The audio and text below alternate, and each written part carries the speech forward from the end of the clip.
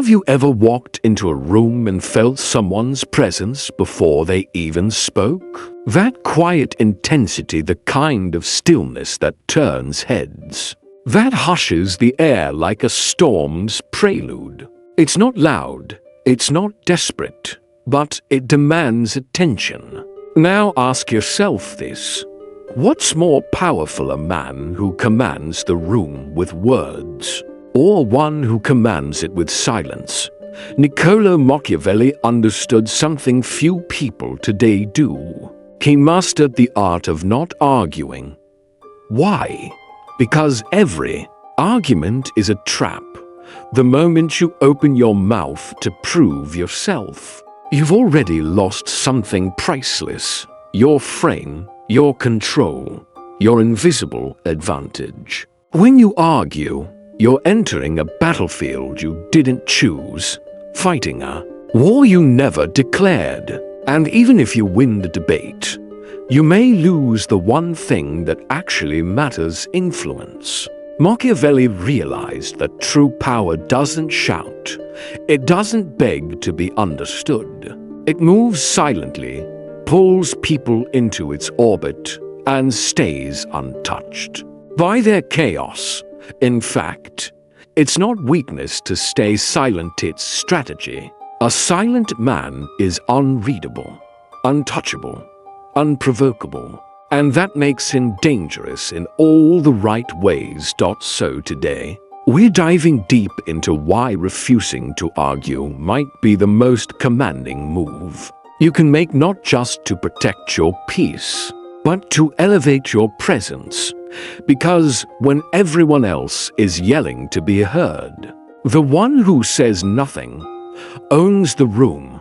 Arguments aren't about truth, they're about ego. And when you argue, you show your hand, that you care, that you're triggered, that you need to win. But those fluent in the language of power know better. They see that need as your softest spot. In this subtle game of influence, words often betray more than they convince.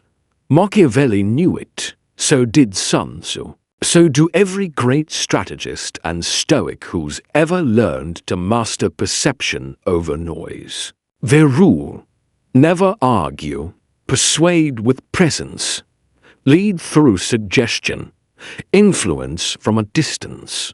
Because arguing doesn't change minds, it just hardens positions. Every clever line you speak might only help your opponent dig deeper into the fortress of their pride. And pride, unlike logic, never backs down. Remember this when you argue. You don't just risk looking wrong, you risk looking small, reactive, emotionally exposed. But when you stay still, when you refuse to be baited into petty battles, you signal something much greater: that your energy is sacred, your peace is protected, and your value does not depend on anyone's approval. That, right there, is real power. Let's explore it. Previously, we uncovered how silence can be more commanding than any argument, how choosing not to react keeps you powerful, unreadable, and in control. Now, let's go deeper into that strategy. True influence isn't built through persuasion or force. It's built through presence. The most powerful people don't push, they pull. They plant ideas like seeds, not like hammers. They shift others without ever needing to raise their voices. Subtle, quiet, deliberate. Machiavelli understood this. And centuries later, the Stoics echoed the same wisdom. Real authority doesn't come from reaction. It comes from restraint. Think of life like a grand chessboard. The one who holds their silence forces their opponents to make moves blindly, never knowing what's coming next. And that is your advantage. When you don't reveal your position, you control the board. Because in the end, The man who masters his tongue doesn't just win arguments, he shapes his destiny. Why? Because silence speaks volumes. Arguments only reveal where you're cracked. Arguments feed the ego. Silence? Silence builds power. Now let's talk about the hidden cost of arguing, something Machiavelli and the ancient Stoics understood with piercing clarity. The moment you argue, you step into someone else's world.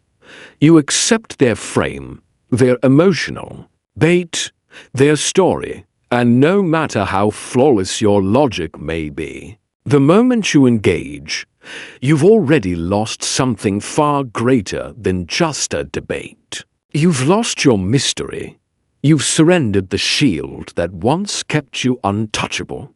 When you argue, you show your lines where your patience runs thin, where your pride swells, where your peace falters, and even if you win, you've entered a battleground of emotion where perception always overrules reason. But the man who refuses to argue becomes something different entirely. A fortress without doors, unreadable, unshaken, unreachable.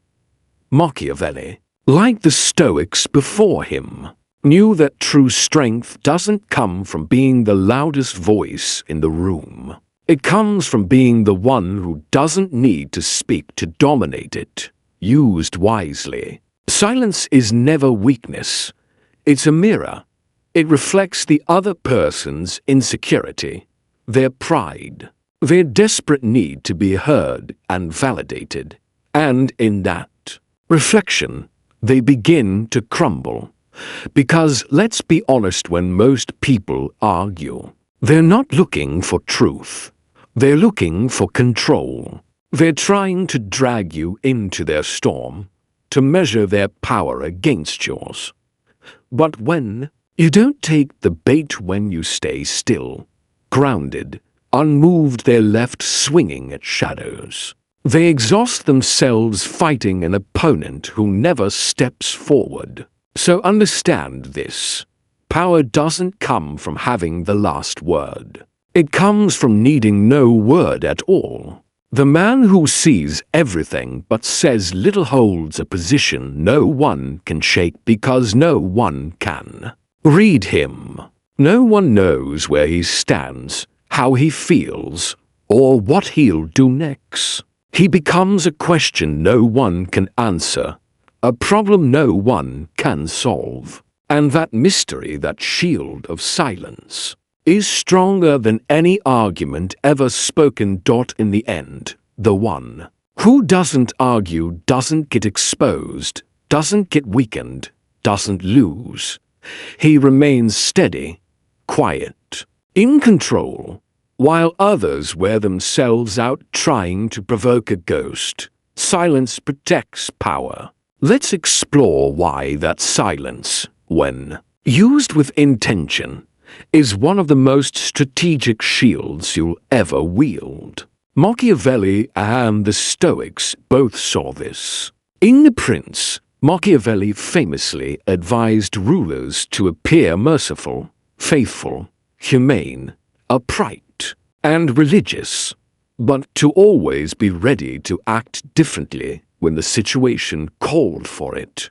Why? Because appearance is a weapon, and argument is the slip that gives that weapon away.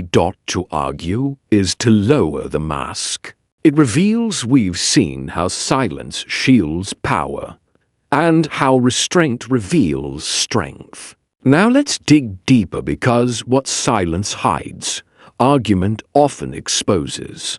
To argue is to put your emotion, insecurity, and bias on full display. It invites dissection. It opens you up. It lays bare vulnerabilities that others, especially rivals, can easily exploit. Whether in courtrooms, negotiations, politics, or the fragile dance of human relationships, this truth remains unchanged. Those who truly hold power rarely, if ever, argue. They don't explain. They don't defend. Instead, they make statements. They drop hints. They suggest, and more often than not, they let silence stretch far longer than noise ever could. Why? Because no matter how carefully crafted your words may be, they can always be twisted, reframed, reinterpreted, turned against you. But silence is immune. It leaves nothing to attack, nothing to twist, nothing for resentment to sink its claws into. Machiavelli understood a fundamental truth about people. They may forget what you said, but they will never forget how you made them feel. You might win an argument on logic, but you also might leave the other person feeling humiliated, disrespected, or cornered. And that feeling, it doesn't disappear. It festers, it simmers, it morphs into quiet rebellion. And in leadership, that truth cuts even deeper.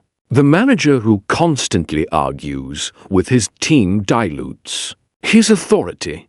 The executive who defends every decision only plants seeds of doubt.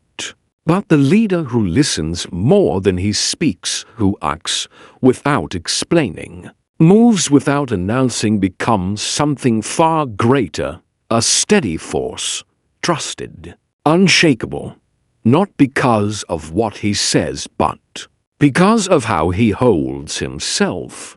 Just look at history's greatest diplomats, the sharpest negotiators, the generals who turned wars on their heads.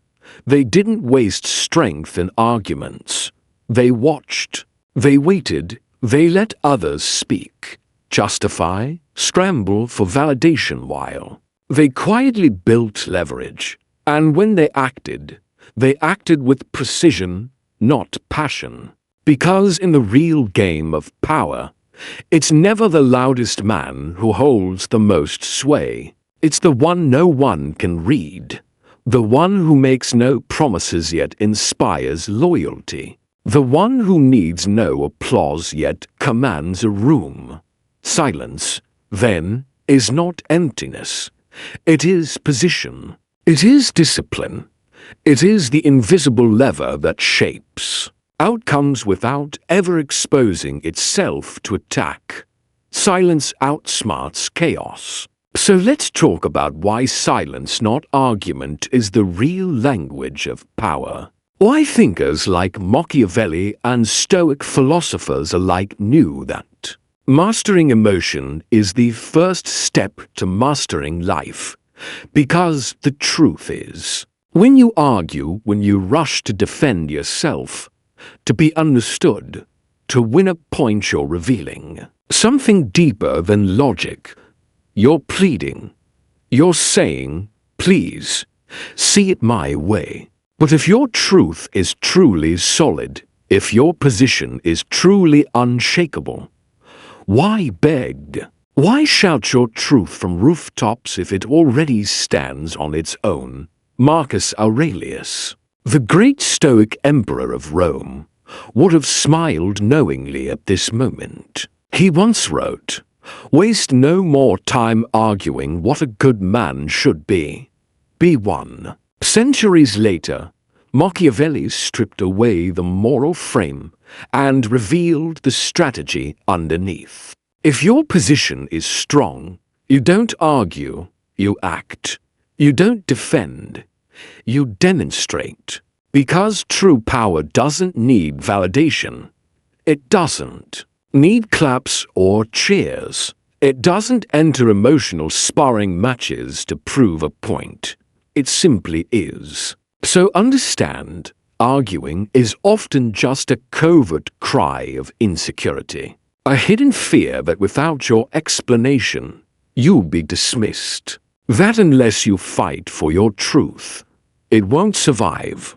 Previously, we uncovered how argument often disguises insecurity.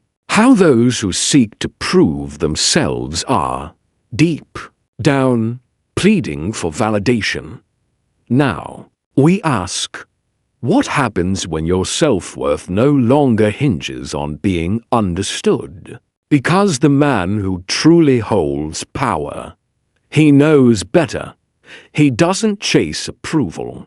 He doesn't tie his worth to the shifting winds of opinion. He understands something far more vital.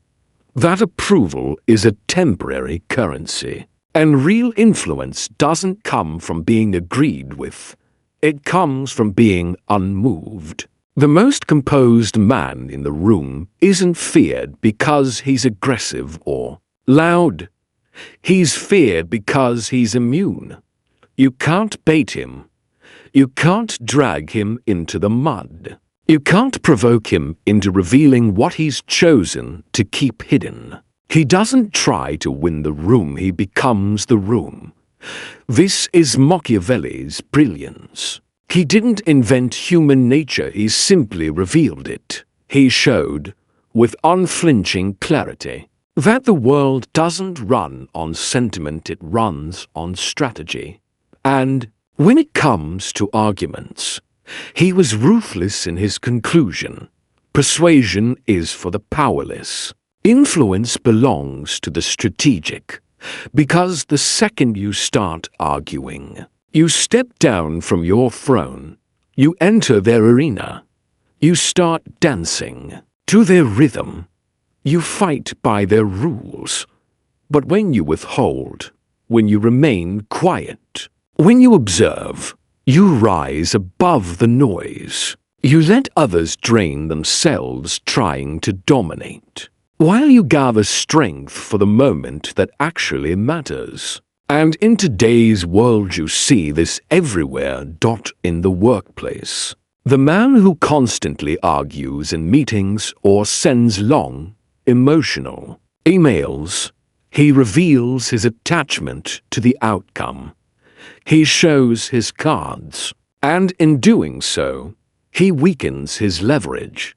But the one who listens with intent, who nods with purpose, who speaks only when the room tilts toward him, he commands silent respect. He doesn't lead with noise.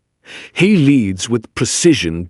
In relationships, the story repeats. Argument turns affection into rivalry. Love becomes something to defend, not to nurture. Every word becomes ammunition, every silence a standoff.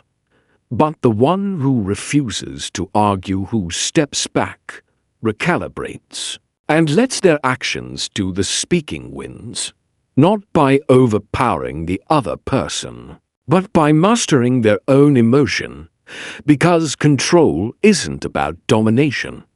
It's about discipline. It's about knowing yourself so deeply, holding yourself so completely, that no one else's chaos can pull you into their storm. Look at public life. The one who argues on social media, who claps back at every insult, who defends every rumor, they become predictable. They become smaller, not a symbol of leadership, but a reflection of reaction. But the one who stays quiet, who lets the critics scream into the void, who lets time, truth, and outcomes serve as their reply, that person becomes untouchable. They don't just gain respect, they build mystery. And mystery, as Robert Greene reminds us, it's not luck. It's intentional. It's a weapon. And it's one of the rarest forms of power you can cultivate. So, when someone tries to argue with you, see it clearly. It's not just about ideas. It's bait. It's an emotional trap, a subtle tug to pull you into their frame, into a battlefield they've already prepared.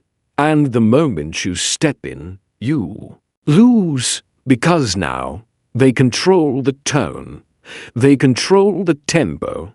They control the terrain. But if you stay silent, if you remain calm, if you let their desperation to win reveal their weakness, you win without ever lifting a finger. Machiavelli didn't waste energy on being fair. He focused on results. And in the world of results, arguments are almost always a liability. They turn small frictions into long battles. They harden hearts instead of opening them. They create enemies out of neutral people. Worst of all, they give the world a glimpse into your inner world, your emotional landscape, handing others the blueprint to trigger you. So the question becomes, so what do you do instead of arguing? You observe. You listen. You absorb everything but reveal nothing. You measure the terrain with patience, not urgency. You allow the situation to unfold, to show its hand, and then only when the time is right you act, not with long explanations, not with raised voices, but with finality, clean, deliberate, quiet.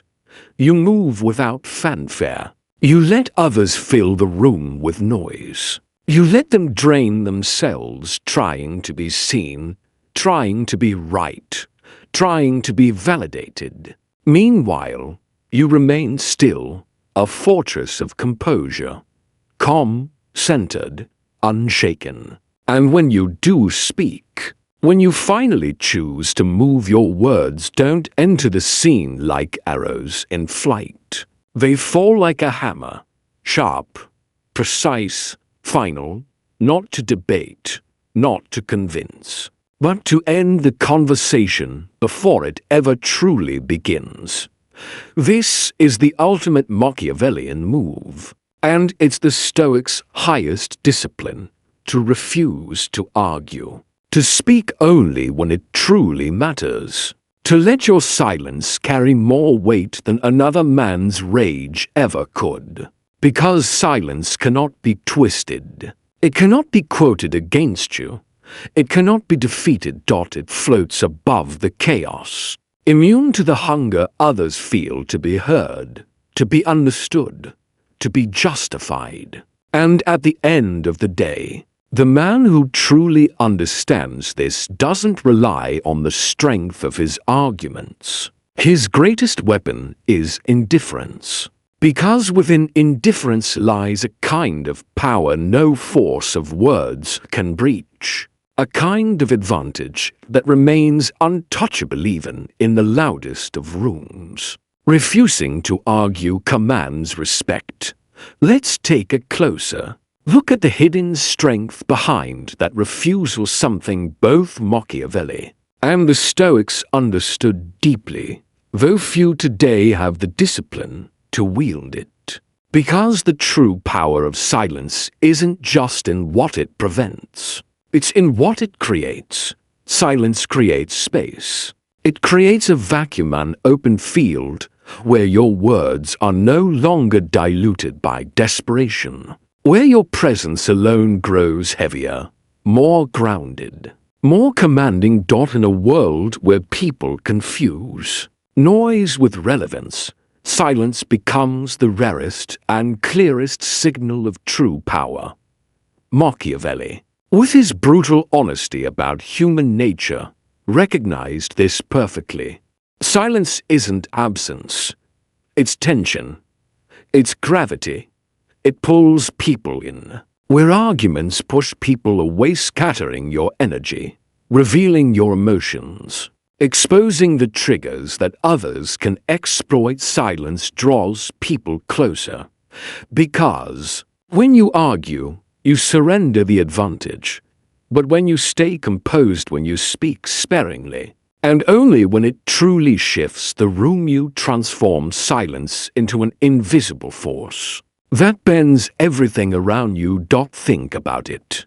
The colleague who calls you out in a meeting, hoping to bait you into reacting. If you argue back, you give the spectacle life.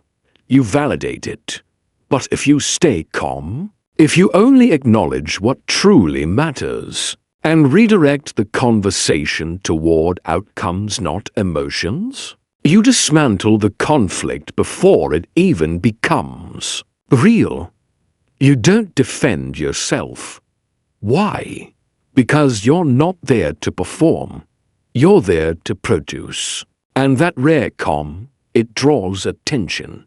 People begin to lean in. They start to listen more carefully, not because of what you argue, but because of what you refuse to explain. Now consider another scene, a partner in an emotional spiral, lashing out, hoping to drag you into their storm. If you meet that storm with your own fury, you lose. You lose your peace. You lose your frame. You lose your strength. But if you stay rooted, if you say little, or say nothing, if you let the storm exhaust itself, while you remain sovereign and self-contained, you don't win by overpowering their emotion. You win by refusing to be dragged into it. Even in today's digital battlefield, social media, the modern coliseum of instant outrage and impulsive arguments, the same ancient principle applies. The moment you start defending yourself against petty criticisms, you surrender something far greater than your opinion. You surrender your authority. You trade your presence for participation. And Machiavelli would remind you, those who must explain themselves have already lost standing in the eyes of the crowd. Silence, especially in this noisy arena, is not weakness. It's filtration.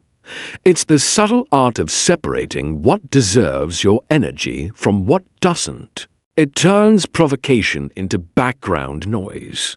It lets the unworthy wear themselves out. But why is silence so hard to maintain? Because the ego whispers. It urges us to be right, to be seen, to have the last word. And when we obey it, we're pulled into conflicts that don't elevate us but diminish us. A Machiavellian mind, however, doesn't feed the ego. It studies it, especially in others. It watches as people expose themselves, their impatience, their insecurity, their hunger for attention, and all the while, it remains quiet, untouched, untouchable, just observing. Because every argument you avoid gives you something priceless, intel. The more they speak, the more they reveal what they care about, what they fear, what blinds them. The more you stay silent, the more you remain the unknown variable. And people fear the unknown more than anything, not because you're hiding something sinister, but because you've mastered something they haven't even begun to control in themselves. That's the paradox. The man who refuses to argue often ends up with the most persuasive power. Why? Because silence cannot be debated. It cannot be refuted. It cannot be defeated in an argument, because it refuses to enter one. The man who doesn't argue is not surrendering. He's studying, calculating, choosing. And when he finally does speak, his words are few, but they cut, clean, sharp. Final. His silence, it isn't retreat. It's artillery held in reserve, ready to strike with precision. Machiavelli understood something darker, too. When you argue, you teach your opponent how to manipulate you. Every defense you mount, every emotional slip you make, gives them a deeper map into your psychology, what you value, what rattles you, what you're protecting. In the wrong hands, this becomes a weapon. But if they can't provoke you, if your calm remains intact, no matter what they throw, you deny them their greatest advantage. You become unreadable, and the unreadable man is always the most dangerous man in any room. This doesn't mean you never speak. It means you speak only when your words carry strategic purpose. The Machiavellian mind is not reactive, it is selective. And that selectivity commands a kind of respect that cannot be begged for and can never be forced. It must be felt. You see this unfold in real life constantly. In personal conflicts, when someone throws accusations hoping to drag you into the mud, your calm becomes their frustration. In heated debates, when others fire attacks and you respond not with defense, but with silence or clarity, you shift the power of the room without raising your voice. In leadership, when panic spreads and others scramble for control, the leader who doesn't over-explain but moves swiftly, decisively, without drama becomes the anchor everyone leans on. This isn't just theory.